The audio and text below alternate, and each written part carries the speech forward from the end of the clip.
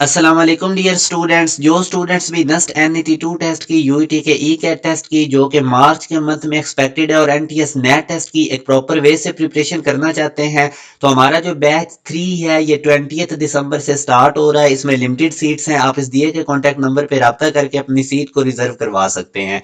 जिन students ने अभी तक हमारे व्हाट्सएप चैनल को फॉलो नहीं किया, जरूर इसको करें, क्योंकि आने वाले टाइम में इसी चैनल के थ्रू आप लोगों को यूनिवर्सिटीज के टेस्टों की अपडेट्स, उनमें अप्लाई कैसे करना है, स्कॉलरशिप कैसे गेन करनी है, ऐसी तमाम अपडेट्स मिलती रहेंगी।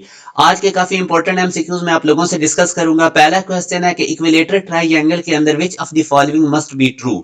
तो ये ऑप्शंस गिवन है। अब अगर आप देखें तो हमारे पास बेसिकली जो रिलेशन होता है इन रेडियस और सर्कम रेडियस के दरमियान वो ये होता है R=4R sin α/2 sin β/2 sin γ/2।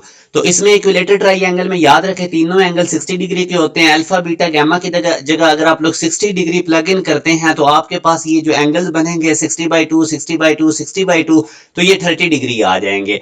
अब साइन 30 की जगह आप उसकी वैल्यूज 1/2 प्लग इन करें। 1/2 को जब आप मल्टीप्लाई इस तरह करेंगे 1/2 1/2 1/2, तो ये 1/8 बनेगा। 4 से मल्टीप्लाई करेंगे तो small r equal to capital R/2। तो ये हमारे पास रिलेशन है इन रेडियस और सर्कम रेडियस के दरमियान इक्विलेटरल ट्राइंगल में, जो कि बीटा ऑप्शन में गिवन है।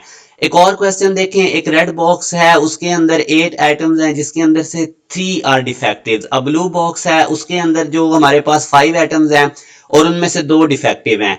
अब वो कहते हैं an atom is drawn at random from each box, what is the probability that both atoms are non defective.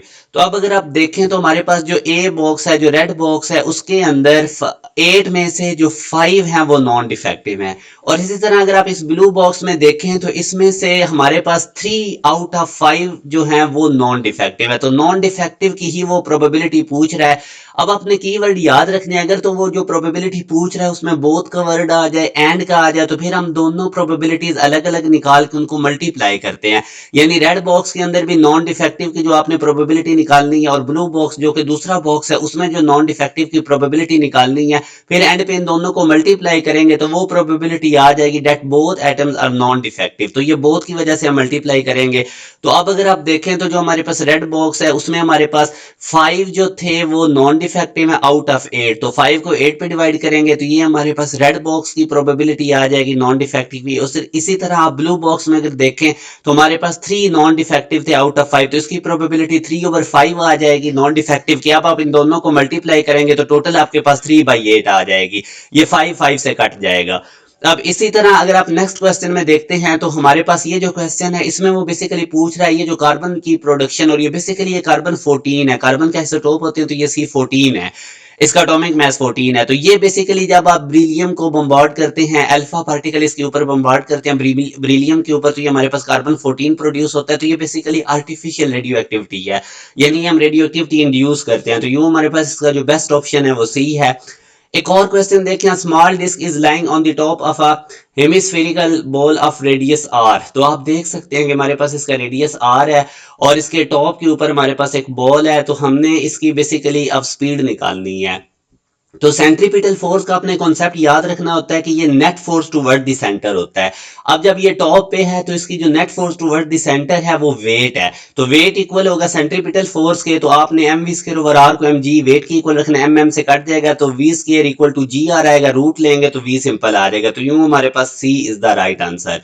एक और क्वेश्चन देखिए। हमारे पास ये ए रिएक्टेंट है, ये बी में कन्वर्ट हो रहा है। अगर आप देखें तो एटॉमिक मास में 12 की कमी आई है, 222 से 210 हुआ है।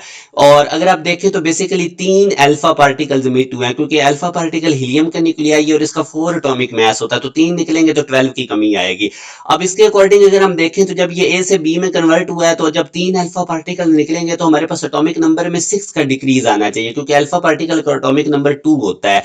तो अब जब 6 का कमी आएगी तो 86 से ये 80 हो जाएगा, मगर यहाँ पे बी प्रोडक्ट में एटॉमिक नंबर 84 है, तो इसका मतलब साथ 4 बीटा पार्टिकल्स भी इमिट होंगे। तो यूं हमारे पास बी इसका राइट आंसर है। जो स्टूडेंट्स भी एक प्रॉपर वे से नस्ट NET 2 की प्रिपरेशन करना चाहते हैं और ई कैट की, तो अभी आपके पास बहुत अच्छा टाइम है, क्योंकि आगे चल के यूनिवर्सिटीज जो बोर्ड के एग्जाम है वो भी आपके आ जाने। मोस्टली यूनिवर्सिटीज बोर्ड एग्जाम से पहले अपने एंटी टेस्ट कंडक्ट कर लेती हैं, जिस तरह यूईटी है। नस्ट की भी मोस्टली सीरीज जो है वो बोर्ड एग्जाम से पहले हो जाती है। इसकी जो 4th सीरीज होती है वो बोर्ड एग्जाम एग्जाम के साथ ही हो रही होती है, फास्ट का टेस्ट जीके पास, तो ये टेस्टों की डेट्स भी साथ साथ आती है। एंड पे स्टूडेंट्स पे काफी बर्डन बनता है, तो वो प्रॉपर वे से यूनिवर्सिटीज टेस्टों पे फोकस नहीं कर सकते। तो ये अभी 2.5 मंथ या 2 मंथ का ड्यूरेशन आपके लिए बहुत इंपॉर्टेंट है, बिलीव मी बहुत इंपॉर्टेंट है आप लोगों के लिए। ये बैच 3 इसलिए हम लेकर आए हैं ताकि अभी आप बोर्ड के एग्जाम से पहले ही खुद को एक प्रॉपर वे से प्रिपेयर कर लें। आगे तो बोर्ड एग्जाम के प्रेशर होने हैं, यूनिवर्सिटीज टेस्ट की डेट साथ साथ आ जाती हैं। और एक चीज याद रखें, कोविड के बाद से जो यूनिवर्सिटीज हैं वो अपने एंट्री टेस्ट के मार्क्स की बेस पे और फर्स्ट ईयर के मार्क्स की बेस पे अब आप लोगों के मेरिट बनाती हैं। सेकंड ईयर के मार्क्स मेरिट फार्मूले में काउंट ही नहीं होते। तो जरूर आप बैच 3 ज्वाइन करें, 20 दिसंबर से स्टार्ट हो रहा है, चंद सीट्स इसमें रह चुकी हैं। इस दिए गए कॉन्टैक्ट नंबर पर रब्ता करके अपनी रजिस्ट्रेशन करवाएं। अपना ख्याल रखिएगा। अल्लाह हाफिज।